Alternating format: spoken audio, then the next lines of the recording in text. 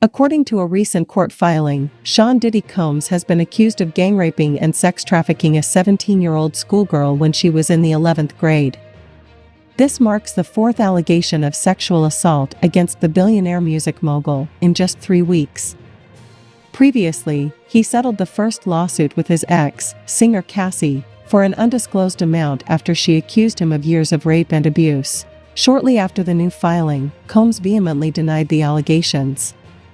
In a statement provided to us and shared on Instagram, he expressed his frustration, stating, "Enough is enough. For the last couple of weeks, I have silently witnessed attempts to assassinate my character, tarnish my reputation, and undermine my legacy. These sickening allegations are made by individuals seeking a quick payday." Combs made it clear that he did not engage in any of the heinous acts being alleged and vowed to fight for his name, his family, and the truth. The latest accuser claims that she was drugged and raped by Combs, his longtime associate Harve Pierre, and another unidentified man in 2003 when she was 17 years old. The court filing includes a photo of the accuser, referred to as Ms. Doe, sitting on Combs' lap when he was 34 years old.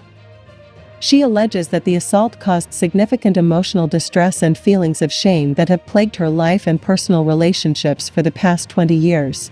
According to Doe's lawsuit, she was in high school and out with friends at a club in Detroit, Michigan, when she first met Pierre, who was the former president of Combs Bad Boy Entertainment. Pierre complimented her appearance and insisted that Combs, his best friend and brother, would love to meet her. He then called Combs and handed her the phone to speak with him. Doe claims that Combs suggested she fly to New York City with Pierre, and she agreed. However, she alleges that before boarding the flight to Teterboro Airport in New Jersey, she was coerced into performing oral sex on Pierre, who had been smoking crack cocaine. Upon arrival, she recounts being taken to Daddy's house recording studio, which is owned by Combs and Bad Boy. There, she claims that she was subjected to the consumption of drugs and alcohol by Combs, Pierre, and another individual who had accompanied her and Pierre on the flight.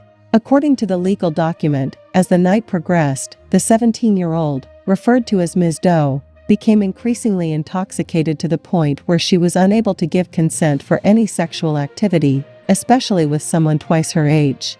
The filing states that the first instance of rape occurred in a bathroom at the studio.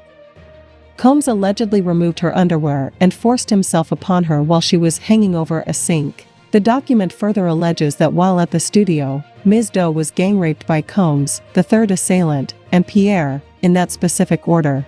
During the rape committed by Combs, he supposedly complained that he could not achieve sexual satisfaction unless Ms. Doe pinched his nipples as hard as she could. The filing also claims that Combs watched as the third assailant, whom Ms. Doe was unaware had initiated sexual contact with her, proceeded to rape her despite her pleas to stop. After the third assailant finished, Pierre took his turn in raping Ms. Doe and then forcefully coerced her into performing oral sex on him. Throughout this ordeal, Ms. Doe experienced choking and struggled to breathe. Once Pierre had finished, he left Ms. Doe alone in the bathroom. She curled up in the fetal position on the floor, experiencing pain in her vagina. Following the alleged gang rape, the accuser states that she could barely stand and was assisted into a car that transported her back to the airport.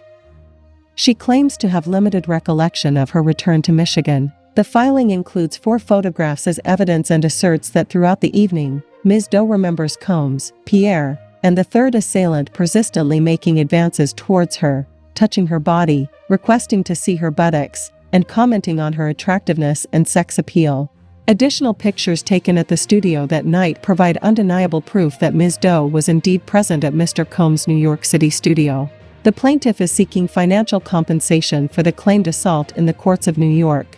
After witnessing singer Cassandra Ventura file a lawsuit against her former boyfriend, Combs, last month, the plaintiff felt compelled to take legal action. In Ventura's suit, she detailed a decade of physical, sexual, and mental abuse inflicted upon her by Combs. The plaintiff found Ventura's allegations of sex trafficking and being coerced into non-consensual sex with other men particularly distressing.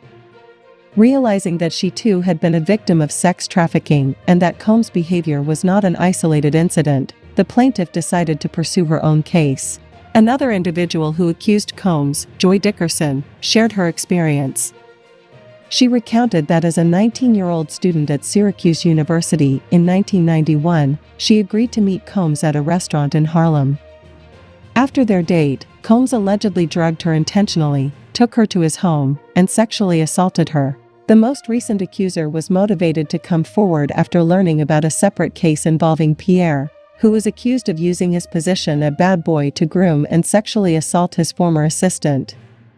Bad Boy Entertainment acknowledged the lawsuit and stated that they were investigating the allegations, although Pierre is no longer employed there. Witnessing two other women bravely speak out against Combs and Pierre gave the latest accuser the courage to share her own story, leading her to file this lawsuit. According to the plaintiff's attorney, Douglas H. Wigdor, the defendants targeted a vulnerable high school teenager as part of a sex trafficking scheme. They allegedly provided her with alcohol and transported her by private jet to New York City, where she was gang raped by the three defendants at Combs' studio. These heinous acts have undoubtedly left a lasting impact on the plaintiff's life.